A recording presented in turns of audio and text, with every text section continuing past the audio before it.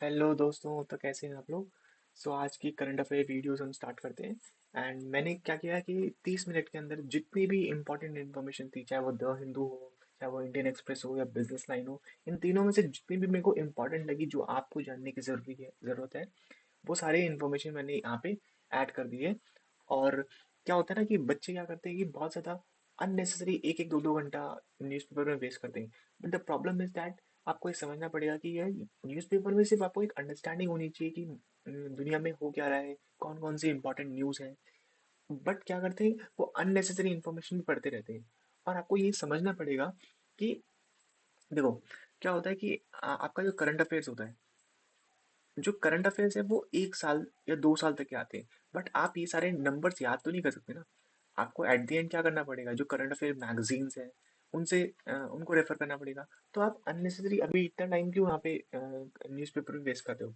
Rather than मेरा ये suggestion होगा कि अगर आप लोग इन न्यूज़ को सिर्फ एक ओवरव्यू लेके समझे और बस एक ब्रॉडर अंडरस्टैंडिंग के लिए समझे ना, देन वो ज़्यादा हेल्प करेंगे एज कम्पेयर टू आप हर एक फैक्ट्स को याद रखोगे। आज के न्यूज़ स्टार्ट करते हैं। जैसे कि आपने थंबनेल में भी देखा होगा कि नवदीप सिंह।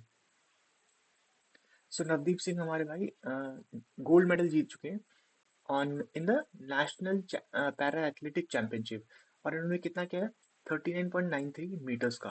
तो ये मतलब इंपॉर्टेंट न्यूज़ लगती है मेरे को कि नवदीप सिंह ने एक तरह से गोल्ड मेडल जीत चुका है। कहाँ पे,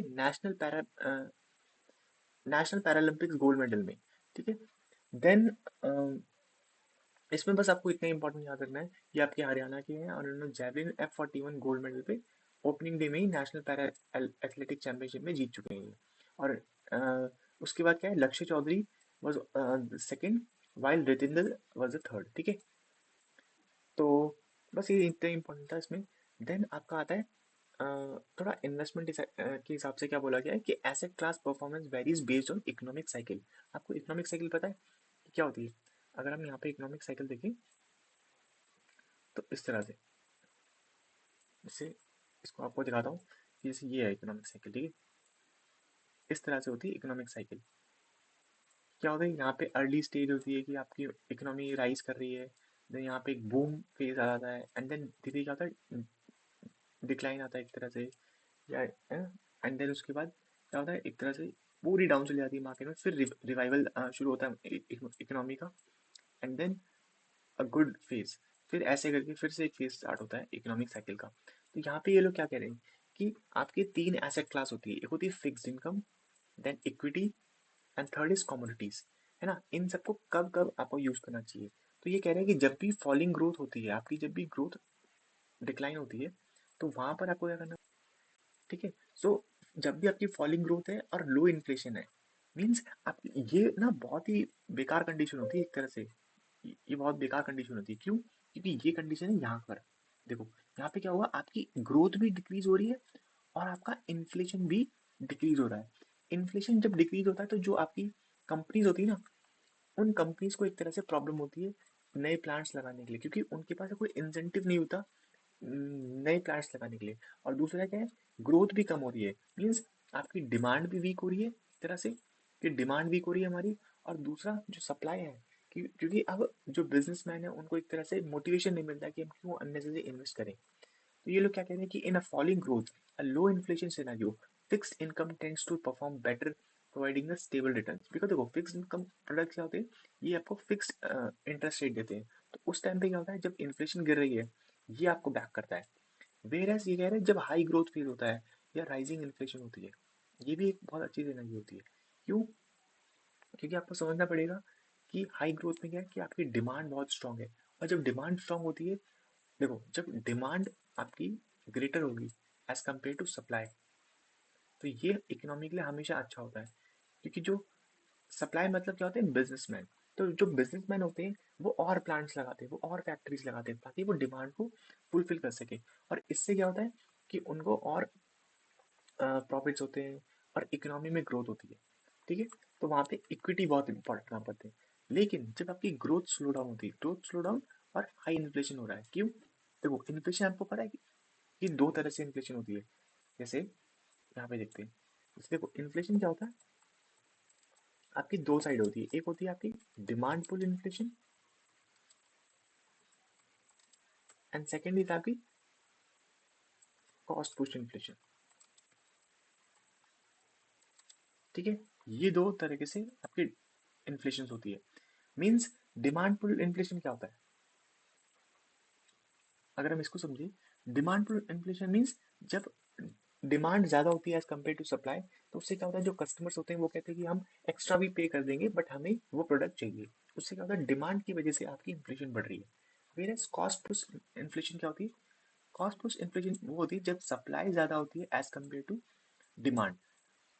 इस नहीं, इसमें क्या होता है कि इसमें ये होता है कि आपकी जो कॉस्ट, रॉ मटेरियल की कॉस्ट होती है ना, वो इंक्रीज हो जाती है, जिसकी वजह से क्या होता है कि वो एक तरह से प्रॉपर कर नहीं पाते, मीन्स जो डिमांड है उसको केटर नहीं कर पाते, तो इसकी वजह से इन्फ्लेशन के रेट बढ़ते हैं।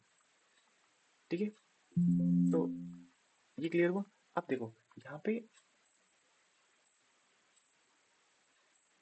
यहाँ पे इस चार्ट को देखो, डाइवर्सिफाई और इन्वेस्टमेंट्स।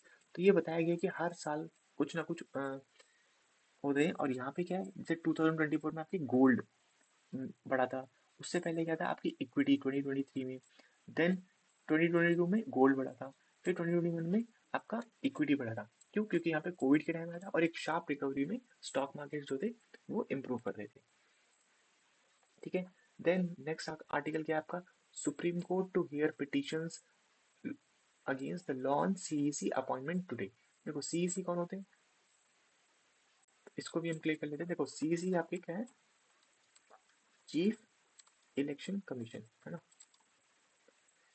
अब इसकी कंट्रोवर्सी क्या हो रही है, एक तरह से क्या प्रॉब्लम्स हो रही है जो इसमें न्यूज में आया है। फॉर एग्जांपल अभी क्या हुआ है कि न्यू लॉ गवर्नमेंट लेके आई है, जहाँ पे अपॉइंटमेंट कौन करेगा, आपके prime minister, head of opposition, ठीक है, एंड आपके होम मिनिस्टर है ना, जो कि अमित शाह है। तो देखो यहाँ पे तीन लोग हैं, ठीक है, यहाँ पे तीन लोग हैं जो आपको अपॉइंटमेंट करे चीफ इलेक्शन कमीशन को। बट आपको ये दिख रहा है, देखो एक तो है प्राइम मिनिस्टर, ठीक है, दूसरे हैं head of opposition, that is की अपोजिशन का जो लीडर है, और थर्ड है होम मिनिस्टर। बट आपको ये दिख रहा है प्राइम मिनिस्टर और होम मिनिस्टर, ये दोनों तो सेम पार्टी के हैं, तो इनके दो वोट्स तो हमेशा ही आएंगे। Whereas compare to leader of opposition हमेशा एक ही वोट होगा उनका। तो हमेशा ये क्या होगा, मेजोरिटी के बेसिस पे 2:1 में हमेशा जो भी डिसीजन होगा, एक तरह से कि चीफ इलेक्शन कमीशन किसको बनाना है, वो तो ऑब्वियसली रूलिंग पार्टी के फेवर में जाएगा।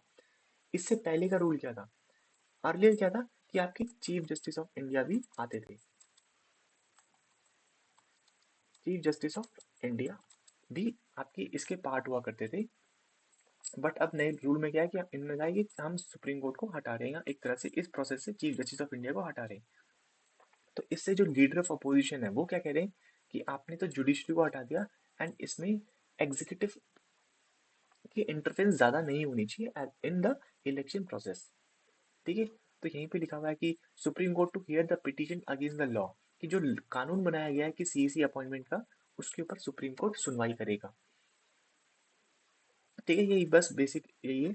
और जो हमारे अभी नए अपॉइंटेड चीफ इलेक्शन ऑफिसर्स हैं वो कौन है, गणेश कुमार, ठीक है, ज्ञानेश कुमार एक तरह से बनाए गए हैं। अब इसके ऊपर देखते हैं कि क्या डिसीजन आएगा सुप्रीम कोर्ट का। देन आपका जीडीपी ग्रोथ, जीडीपी ग्रोथ में slow to 6.4 to 6.66% in Q3 of financial year 2025। ये इंपॉर्टेंट न्यूज़ है क्योंकि अर्लियर क्या था कि हम एक्सपेक्ट कर रहे थे कि हमारी जो ग्रोथ है या हमारी जो जीडीपी है वो 7% से कम ग्रो होनी चाहिए, क्योंकि हम एक डेवलपिंग इकोनॉमी है, और हमें अगर सुपर पावर बनना है तो हमें इसके ऊपर काम करना ज़रूर पड़ेगा। लेकिन हमारी जीडीपी का भी नंबर एक तरह से डिक्लाइन आ रहा है, कि ये एक स्लोअर पेस में ग्रो करेगी as in 6.4 to 6.66, and opposed to कि जो हमारा Q3 फाइनेंशियल ईयर 24 था ना, वहाँ पे 8.6 से कर रही थी। और इसका रीजन क्या है, आपकी ग्लोबल अनसर्टेनिटीज, कि ग्लोबल अनसर्टेनिटीज की वजह से एक तरह से ये डिक्लाइन हमें देख रहे हैं। और गवर्नमेंट क्या कर रही है, एक तरह से कंजर्वेटिव अप्रोच यूज कर रही है। ठीक है, बस इसमें इतना ही था। देन आपका नेक्स्ट आर्टिकल आता है कि जो आपने देखा ना कि एक तरह से अभी एरो इंडिया शो हुआ था, है ना, अभी इंडिया में एरो इंडिया हुआ था, और यहाँ पे दो एयरक्राफ्ट थे। पहले कौन था, F-35 एंड आपका Su-57, है ना। इन दोनों के ऊपर बहुत ज्यादा डिस्कशन हो रहा था। अब इसमें क्या है कि अभी आपको समझना पड़ेगा कि इंडियन एयरफोर्स में क्या हो रहा है, प्रॉब्लम आपकी फाइटर्स प्लेन की हो रही है कि हमारे पास फाइटर्स उतने सारे नहीं है। तो हम क्या करें, एक तो हमारे पास है आपका एम का, देखो एम का क्या करें, हमारे इंडियन, ये हमारा इंडिया का प्लेन है जिसको हम बना रहे हैं। लेकिन प्रॉब्लम क्या है कि जब तक ये एम का बनेगा तब तक बहुत डिले हो जाएगा। एंड हमें क्या है, बिकॉज हमारे पास फाइटर की रिक्वायरमेंट्स कम है, तो हमें कहीं ना कहीं से परचेज करना पड़ेगा। F-35 एयरप्लेन आपका किसका है, यूएसए का, है ना। हम यूएसए का एक तरह से परचेज करेंगे, वेर Su-57 आपका किसका है, रशिया का। अब यही डिलीमा हो रही है इंडिया के पास कि हम किसके फाइटर एयरक्राफ्ट को परचेज करें। अगर हम बेसिकली इनके टेक्निकल बेसिस पे देखें तो Su-57 ज़्यादा बेटर है as compare to F-35, but because of the political reasons and all, अगर हमें एक पॉलिटिकल वे से देखें तो अगर हम यूएस के साथ डील करते हैं तो ये एक बेनिफिट देगा। अदरवाइज क्या होगा कि अमेरिका क्या करेगा, हमारे ऊपर टैरिफ इम्पोज करेगा। इसलिए तो यही हमारे कह रहे हैं कि जो डिफेंस सेक्रेटरी है राजेश कुमार सिंह, उन्होंने कहा कि देखो अभी तक कोई डील फाइनल नहीं हुई है और हम इनके प्रपोजल को एक ओपन माइंड से देखेंगे जरूर। क्योंकि क्या है कि जो F-35 जहाज है, ये अभी जो यूएस के भी लॉज है ना कि हम किस किस को दे सकते हैं, किस कंट्रीज को दे सकते हैं, उसमें भी उनको चेंजेस करने पड़ेंगे एंड तब जाके।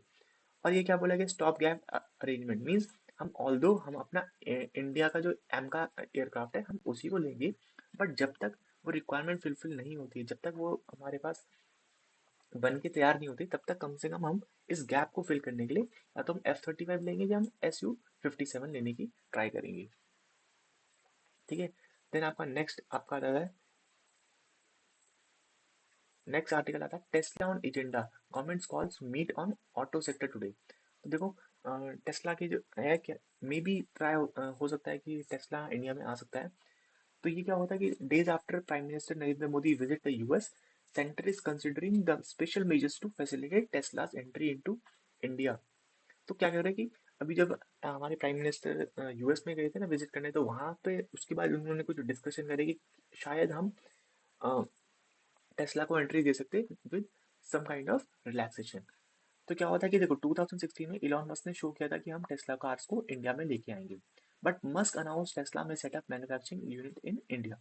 बट जो इंडिया ने कहा था, इंडियन गवर्नमेंट ने, कि देखो आप आओ, आपके लिए वेलकम है, लेकिन आपको मैन्युफैक्चरिंग यूनिट्स इंडिया में ही लगानी होगी। इससे क्या होगा कि हमारी मैन्युफैक्चरिंग सेक्टर इंप्रूव होगा और जो जॉब एम्प्लॉयमेंट्स है ये सब है वो होगा। अर्लियर क्या हो रहा था कि देखो ये जैसे इंडिया है, टेस्ला क्या कर सोच रहा था कि हम यहाँ, ये हमारा तो देश है और यहाँ से चाइना से वो इम्पोर्ट करेंगे इंडिया में। बट इंडिया कह रहा है कि नहीं, आप यहाँ पे मैन्युफैक्चरिंग यूनिट लगाओ और यहीं से बनाना शुरू करो। ठीक है। But India says import duties were too high and says will be not manufacture unless allowed to first sell and service its car in India। तो टेस्ला भी कह रहा है कि देखो हम तब तक मैन्युफैक्चरिंग नहीं लगाएंगे जब तक आप हमें पहले बेचने नहीं दोगे इंडियन मार्केट में, और हमें सर्विस नहीं करने दोगे, और उसके बाद हम देखेंगे कि किस तरह की डिमांड है, किस तरह की चीज़ें, एंड उसके बाद हम मैन्युफैक्चरिंग यूनिट्स लगाएंगे। एंड फिर Musk postpone his propose visit to India citing very heavy Tesla obligation, कि टेस्ला की बहुत सारी ऑब्लिगेशन है इसलिए हम इंडिया में नहीं लगा रहे। तो अब वही मीटिंग फिर से रिवाइव होनी स्टार्ट हो गई है। ठीक है। एक और इम्पोर्टेंट न्यूज़ है कि मस्क ने एक तरह से ग्रॉक 3, एक तरह से आर्टिफिशियल इंटेलिजेंस, ये जो है ना जैसे हमारा चैट जीपीटी है, और फिर चाइना ने एक तरह से डीप सीक लेके आ गया था, तो उसी को काउंटर करने के लिए मस्क ने ग्रॉक 3 नाम का लार्ज लैंग्वेज मॉडल का एक तरह से एआई बनाया है। और ये क्या हुआ, it is available as a part of X premium and subscription. तो ये मस्क एक तरह से कह रहा है कि ये अभी तक का सबसे बेहतरीन एक तरह से लार्ज लैंग्वेज मॉडल है, एंड ये आपके डीप सीक, चैट जीपीटी, इन सब को बीट कर सकता है। ठीक है। बट इट हमें देखना पड़ेगा कि क्या है। एंड ये कह रहा है Grok 3 was trained with 10 times more computer than Grok 2। ठीक है। तो ये अभी इसके ऊपर और अपडेशन आएंगे एंड हम देखेंगे कि क्या और रीजन इसके हो रहे हैं। देन आपका Adani cement eyes buys in south. Due diligence on. तो देखो अडानी सीमेंट एक तरह से आपने देखा कि अडानी जी जिस तरह से एक नेटवर्क बना रहे हैं पूरे इंडिया में, जिस तरह से सीमेंट्स का, देखो सीमेंट बिजनेस को आपको समझना होगा। तो सीमेंट बिजनेस क्या है, लोकलाइज बिजनेस है। क्योंकि देखो जब आप एक देश से, जैसे फॉर एग्जांपल एक स्टेट से जब आप दूसरे स्टेट में सीमेंट को आप बेच नहीं सकते, क्योंकि सीमेंट में क्या होता है, मॉइस्चर। जैसे ही अगर आप इतना ट्रैवल कर रहे हो और यहाँ पे अगर मॉइस्चर लगना शुरू हो गया ना, तो उस मॉइस्चर की वजह से क्या होगा कि आपका पूरा सीमेंट एक तरह से गीला हो जाएगा और वो सॉलिडिफाई होना शुरू हो जाएगा। तो इसलिए आप सीमेंट को इतना लॉन्ग ट्रैवल नहीं करवा सकते। तो आपको क्या करना पड़ता है, लोकली आपको सीमेंट्स बेचने पड़ते हैं। और उसी चीज़ में जो अडानी जी है वो क्या कर रहे हैं कि पूरा सीमेंट सेक्टर को एक तरह से अपने कंट्रोल में लेने की कोशिश कर रहे हैं। जो रॉ मटेरियल है ना सीमेंट, उसको कंट्रोल करने की कोशिश कर रहे हैं। जैसे आपने देखा होगा कि अडानी पोर्ट है ना।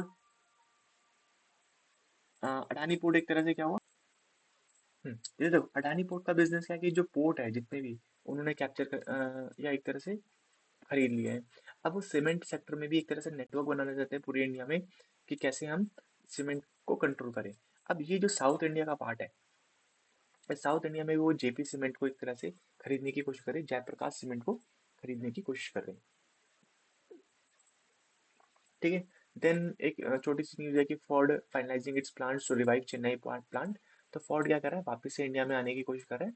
तो in September 2024 Ford announce plans to resume manufacturing at Chennai port 2 years after halting its production. तो पहले क्या होता कि इंडिया से फोर्ड वापस गया था, बिकॉज उनको लग रहा था कि वो ना वापस यूएस चले गए थे, उनको लगा कि यार यहाँ पे ना हमें डिमांड इतनी अच्छी नहीं मिल रही और हमारा कोई भी उन्होंने ज़्यादा उनको फ्यूचर नहीं दिख रहा था। बट अब वो फिर से वापस आ रहे हैं इंडिया में। ठीक है। देन एक इंपॉर्टेंट न्यूज थी कि मोदी एंड कतर अमीर discusses possibilities of signing bilateral FTA. FTA means free trade agreement with focus on trade. ये बहुत इंपॉर्टेंट डील हो जाएगी अगर ये साइन हो जाती है। ठीक है। एंड इन्होंने क्या किया कि हम अपने बायलैटरल ट्रेड को 28 बिलियन तक लेके चले जाएंगे 2030 में। इससे क्या हो रहा है कि हमारे जो कतर के और हमारे जो इंडिया के रिलेशन है वो इम्प्रूव होंगे। और ये लोग क्या करें कि हम टैक्सेस भी कम करने की कोशिश करेंगे या जीरो टैक्स पॉलिसी की तरफ जाएंगे। बहुत इंपॉर्टेंट है ये डील भी। ठीक है। देन आपका SEBI mood SIM binding mechanism for trading accounts. ये देखो ये भी एक इंपॉर्टेंट न्यूज है। ये सेबी क्या कह रही है कि जो आपका फोन है ना, आपके फोन में जो सिम होगा आप उसी से एक्सेस कर सकते हैं ट्रेडिंग प्लेटफॉर्म को। पहले क्या हो रहा है कि अभी क्या कर सकते हो कि आप दूसरे के फोन से भी एक तरह से ट्रेडिंग अकाउंट लॉग इन कर सकते हो। बट अब सेबी क्या कह रहा है कि हम क्या करेंगे, जैसे देखो SEBI has proposed a SIM binding mechanism to prevent unauthorised transactions in the investor trading और डीमेट अकाउंट्स। ठीक है। और ये मैकेनिज्म कैसा है, it is similar to that of UPI, will ensure that the user can log in to their trading account once the unique client code matches with the linked mobile device and SIM. तो ये भी एक तरह से important decision CB का कि हम try करेंगे कि जिस जिस फोन से आपने सिम खरीदा ना और जिससे आपका ट्रेडिंग अकाउंट है, आप उसी से एक्सेस कर सकते हैं। ऐसा नहीं होगा कि एक बार आपने, जैसे सिम वन आपका ये है लिंक्ड है ना, तो आप दूसरे फोन से अपना ट्रेडिंग अकाउंट ओपन नहीं कर सकते। तो इससे क्या क्या होगा कि जो भी अनऑथराइज्ड एक तरह से ट्रांजेक्शन हो रही थी उसमें भी रिडक्शन होगा। ठीक है। फिर क्या न्यूज़ है कि as China loses the apparel market share in Europe and US, India gains. तो जैसे आपका पर्ल ग्लोबल्स है या जितने भी आपकी कंपनीज है ना जो, ठीक है, जैसे आपको पता है ना बांग्लादेश का क्राइसिस हुआ था एक तरह से। बांग्लादेश में क्या हुआ एक तरह से कि जो गवर्नमेंट थी, पूरे प्रोटेस्टर्स ने क्या किया था, वहाँ की शेख हसीना को एक तरह से ही देश से बाहर निकाल दिया था। एंड अब एक तरह से वहाँ पे मिलिट्री रूल या एक तरह से एक टेम्पररी गवर्नमेंट बनी हुई है। तो ये पूरा क्राइसिस हुआ था बांग्लादेश का। तो उसमें क्या हुआ कि जो बांग्लादेश एक तरह से हब माना जाता था आपके मैन्युफैक्चरिंग ऑफ द क्लोथ्स, तो वहाँ से इंडिया को इसका बेनिफिट मिला था। ठीक है, बस ये बेसिक न्यूज़ है, ज़्यादा इस पर फोकस नहीं करना। Then unemployment in urban areas dips 0.1% year on year in December quarter. तो क्या हुआ था कि जो आपका मेल का है वो अभी भी अनचेंज है, लेकिन जो फीमेल में जो अनएम्प्लॉयमेंट था वो डिक्रीज हुआ एक तरह से। ठीक है। Then worker population ratio in urban areas in 15 years and above age group has increase to 47.2% year from 46.6%, है ना। तो आपका अनएम्प्लॉयमेंट रेट एक तरह से कम डिक्रीज हुआ है, जो कि एक अच्छा साइन है इकोनॉमी के लिए। देन एक न्यूज़ थी कि US Russia pledge to find a way to end Ukraine war. तो जैसे आपको पता ही है कि रशिया यूक्रेन का वॉर कब से चल रहा है, और अब जैसे ही डोनाल्ड ट्रंप आए हैं, वो चाहते हैं कि एक तरह से पूरा क्राइसिस को जल्दी जल्दी सॉल्व करें। तो उसी के लिए जैसे डोनाल्ड ट्रंप ने क्या किया कि यूक्रेन को फंडिंग करना बंद कर दिया, और उन्होंने कहा कि आप जल्दी से जल्दी इसको खत्म करिए, इस वॉर को। ठीक है। सो यही इंपॉर्टेंट न्यूज़ चीज़ थी।